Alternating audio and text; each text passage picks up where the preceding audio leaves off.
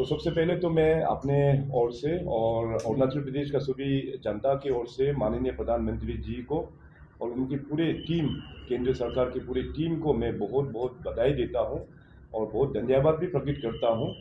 इस बार के रिसेंटली जो विंटर सेशन में जो एक बहुत ही एक बड़ा रिफॉर्म एक बिल पास हुआ है, विकसित भारत गारंटी फॉर रोजगार एंड आजीविका मिशन ग्रामीण, शॉर्ट में उसको VBG राम जी बिल भी कहते हैं, 2025 विंटर सेशन में पास हुआ है। और ये एक बहुत ही बड़ा एक मेजर रिफॉर्म लेके आया है, क्योंकि ये एक एम्प्लॉयमेंट जनरेशन का ये एक स्कीम पॉलिसी पूरे देशवासियों के लिए लेके आया है।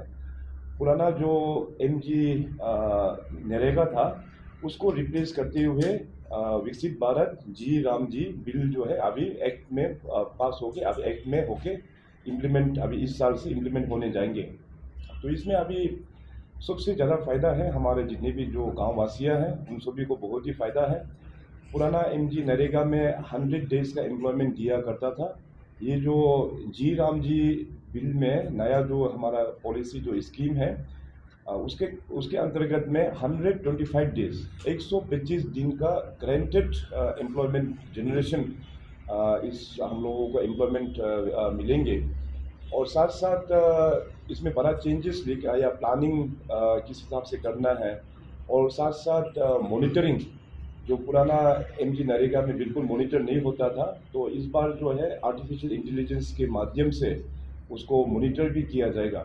सो बेसिकली ये जो विकसित भारत जी राम जी का जो बिल है, इसमें जो फोकस्ड एरिया है बेसिकली 4 प्रायोरिटी एरियाज में है। नंबर 1 तो कवरिंग वाटर सिक्योरिटी, और सेकेंड में हो गया हमारा रूरल इंफ्रास्ट्रक्चर को स्ट्रेंथनिंग करना है, और तीसरा हो गया लाइवलीहुड इंफ्रास्ट्रक्चर, एंड चौथा में हो गया क्लाइमेट रेजिलेंस। तो जैसे मैंने कहा है कि इसमें जो प्लानिंग जो है विकसित ग्राम पंचायत प्लान का साथ में हमारा नेशनल स्पेशल प्लेटफॉर्म एक होता है उसके साथ में लिंक किया जाएगा। और साथ ही साथ जैसे हमारा सभी किसानों को एग्रीकल्चर का टाइम में उन लोगों को टाइम नहीं मिलता है काम करने के लिए, तो इस बिल में 60 डेज का भी ब्रेक दिया हुआ है। 60 डेज जब एग्रीकल्चर सीजन स्टार्ट हो जाएगा तो उसमें आप ब्रेक ले भी सकता है, और ब्रेक करके एग्रीकल्चर का काम कंप्लीट करके फिर दोबारा फिर वापस जी राम जी का जो स्कीम है वहाँ पे आप लोग काम कर पाएंगे। तो ये बहुत ही अच्छा एक स्कीम माननीय प्रधानमंत्री नरेंद्र मोदी जी ने हमारा किसानों के लिए, हमारा जो लेबर जो लोग काम मजदूरी करते हैं उन लोगों के लिए ग्रांटेड एक एम्प्लॉयमेंट स्कीम लेके आया। उसके लिए पूरे स्टेट की ओर से मैं PM साहब को बहुत बहुत धन्यवाद। इसमें आप सभी का जानकारी के लिए हम ये बताना चाहेगा, जो जी राम जी जो बिल है इसका तहत जो भी काम फंडिंग होता है सेंट्रल गवर्नमेंट, दूसरे राज्यों में 60:40, 60% केंद्र सरकार देगा, 40% रेस्पेक्टिव स्टेट गवर्नमेंट को देना है। मगर नॉर्थ ईस्टर्न स्टेट्स और हिमालयन स्टेट्स में 90:10 का पैटर्न है। 90% जो है भारत सरकार देंगे, 10% ही राज्य सरकार का कंट्रीब्यूशन है। तो हम लोग अभी इसका रोड मैप काफ़ी अच्छा बना रहा है, और केंद्र से भी एलोकेशन जो है, नॉर्मेटिव एलोकेशन जो है वो हम लोग को कन्वे कर देंगे। अभी पेमेंट का भी इसमें सर, जैसे कि आपने बताया कि मॉनिटरिंग होगा तो आधार और बायोमेट्रिक को शायद लगा रहा है इसमें, तो काफ़ी जगह शिकायत होता था। अभी ऐसा होने से शायद शिकायत कम हो जाएगा क्या? हाँ डेफिनेटली, क्योंकि पुराना जो MG नरेगा में जो काम होता था वो बहुत ही मतलब बड़ा विजन के साथ में नहीं होता था। वो नीड बेस करके वो लोग काम प्लानिंग करता था, मगर उसमें लॉन्ग विजन एक जो काम में चाहिए था उसमें शायद हो नहीं पा रहा था। तो इसलिए अभी ये नया जो स्कीम जब लागू करेंगे तो इसमें एक तो हो गया कि इसमें मॉनिटरिंग जो है वो आर्टिफिशियल इंटेलिजेंस के माध्यम से, और PM गति शक्ति जो पोर्टल है उसका माध्यम से ये सारा चीज़ जो है मॉनिटरिंग भी होंगे। सर आपकी मॉनिटरिंग मैकेनिज्म का बात कर रहा है, जैसे आर्टिफिशियल इंटेलिजेंस का इंटरवेंशन होगा बाद में, जब MG नरेगा में देखा गया तो जो इम्प्लीमेंटेशन प्रोसेस होता है उसमें आपका BDO और वो जो आपका विलेज चेयरपर्सन डिसाइड कर लेता है कि क्या करना है। इसमें जो अभी आप जो नया स्कीम ला रहे हैं इसमें क्या ऐसा न्यू इंटरवेंशन आप ला रहे हैं कि ये मॉनिटरिंग जो आप जैसे आपने बोला तो ये प्रोसेस जो यहाँ से शुरू होगा, या जिस तरह से एक ऑटोनॉमी दिया जाता है, आप डिसाइड कर लीजिए, आप जो भी करना है आप कर लीजिए, बस पैकेज दे देता है, किस तरह का डिफरेंशिएशन है इसमें? बेसिकली इसमें अभी पूरा क्लियर कट गाइडलाइंस अभी आया नहीं है। We are waiting for the clear cut guidelines to arrive. लेकिन थंब रूल तो इसमें यही है कि पंचायत को हम लोगों को इन्वॉल्व करना है इसमें, और हर एक गांव का अपना रिक्वायरमेंट अलग होता है। आपने ठीक ही कहा कि पुराना एमजी नरेगा में ऑफिसर और एक दो लोग ही डिसाइड कर देता था कि काम क्या करना है, जिसमें बहुत ऐसे एसेट क्रिएट कर दिया जो गांव में एक्चुअली ज़रूरत नहीं है। मगर ये जो नया सिस्टम में आपको मैंडेटरी है कि इसमें आपको पंचायत बैठ के वहाँ का जो चैलेंजेस को इशू किस प्रकार से हम लोग को एड्रेस करना है। तो ब्रॉडली हमने जो 4 सेक्टर जो फोकस एरिया जो बताया है, इसमें वाटर सिक्योरिटी, इसके बाद रूरल इंफ्रास्ट्रक्चर, इसके बाद लाइवलीहुड इंफ्रास्ट्रक्चर, इसके बाद में लास्ट में जाके क्लाइमेट रेजिलियंस। तो ये 4 पिलर जो है मेन फोकस एरिया, इस 4 पिलर को देखते हुए अकॉर्डिंगली हर एक गांव का रिक्वायरमेंट क्या है उस हिसाब से प्लान किया जाएगा। सेकंड क्वेश्चन ये रहेगा, जैसे एमजी नरेगा में 100 डेज का एम्प्लॉयमेंट जनरेशन का भी बात करता है, आपका यहाँ पे 125 डेज का, लेकिन रूरल एरिया में आप सबको पता है कि रियलिटी ये था कि 5 दिन करके 100 डेज का बिल क्लेम करता है। तो इसमें काफ़ी लूपहोल होता है कि क्योंकि आपका जो ऑफिशियल वो बोलता है कि नहीं आपने 100 डेज का किया नहीं है तो अपना खर्च ले लेते हैं। तो इसमें एआई इंटरवेंशन का जब बात करता है तो every day how would you guarantee कि 125 डेज में एवरी डे काम होगा, वो उसका मैकेनिज्म क्या आपको नहीं? इसमें बायोमेट्रिक सिस्टम को इम्प्लीमेंट करेंगे, बायोमेट्रिक अटेंडेंस।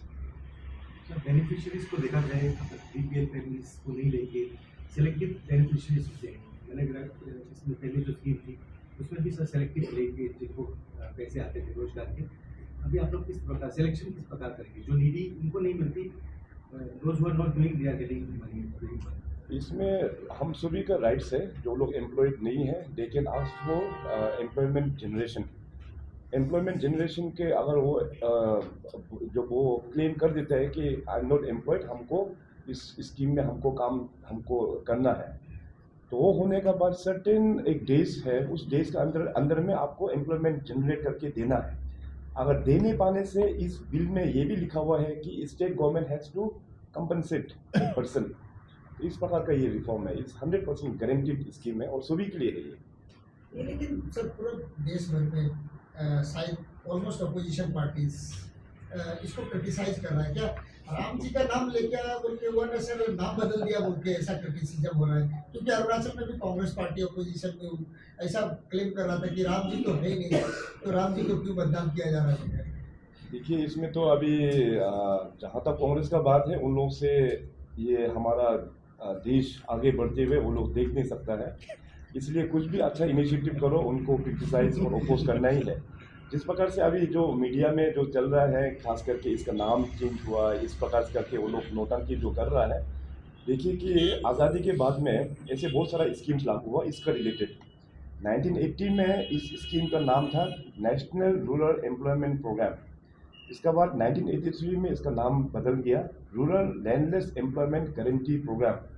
फिर 1989 में फिर चेंज हुआ, तीसरी बार चेंज हुआ जवाहर रोजगार योजना।